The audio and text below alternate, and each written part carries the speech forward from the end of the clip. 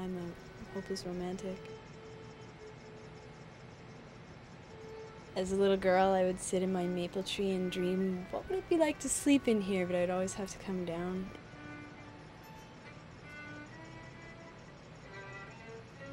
Living in Vancouver, where the advantages are really great for all the opportunities, but the rent is really high, and if you decide to go for low rent, it's usually marginalized into the downtown east side, and it's filled with bed bugs, cockroaches. I was living in a place that was 650 with totally low ceilings and infested with inch-long cockroaches, and we got bed bugs, and somebody easily got scabies from getting a poor blanket in the downtown east side. And if you don't want to pay too much rent, that's what you're confined to in Vancouver.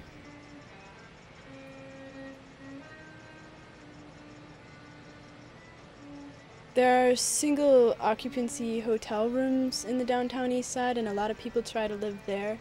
It's just basically a tiny room, and some people are lucky to have a single burner to cook little soup on.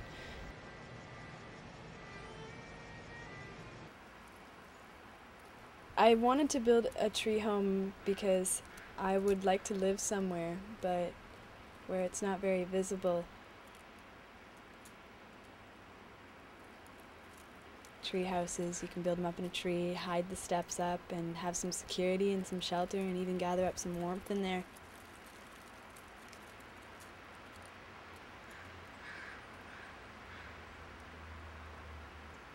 Tents on the ground can be cut and ripped down and robbed really easily. The design for my treehouse I basically made up myself, but I got a lot of ideas from sites on the internet. Well, there's a woman in California, I think her name is Julia Butterfly Hill, and she got in a car accident and she decided to completely revamp her life. So she went and lived in the forest down there, and she just did it, illegally so, but she did it, and she protected the rainforest. This summer I want to go to Cathedral Grove and see what they're doing. I've never actually been there. I've heard a lot about it, and I want to help them out, and I want to learn more about treehouse construction and tree climbing and living in the forest on the West Coast. My special friend Blythe.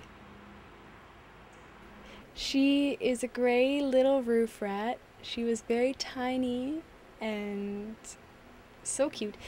Somebody found an abandoned family of little blind baby hairless rats underneath the Burrard Bridge, and they took them home and lovingly fed them with a kitten milk dropper, and the most timid, least likely to survive female became my closest friend, and I took her with me everywhere, and she became my companion, and I think she viewed me as her companion as well.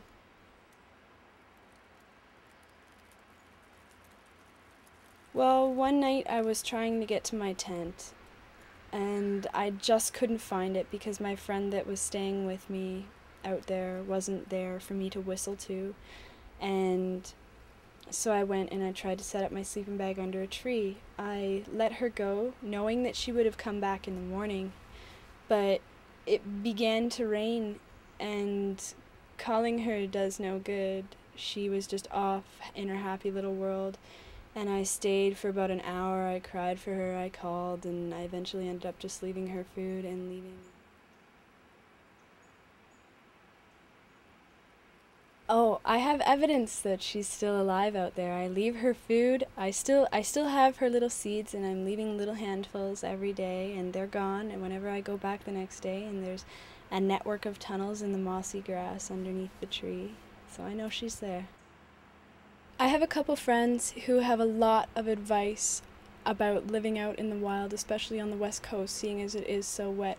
And they've come out and stayed with me sometimes for a couple of nights and given me some great pointers about how to find my way in the woods, especially after what happened with Blythe, and how to keep myself dry, how to keep myself warm. It's been really valuable. I plan to stay in the forest as long as it's fruitful. I'm always moving forward and exploring this world. The world is my home now. It's my living room, it's my kitchen, it's my house, and the sky is my ceiling. I think that people should just do what's right inside of them, and if society tells them it's not right, well, you know what? You can't please everybody.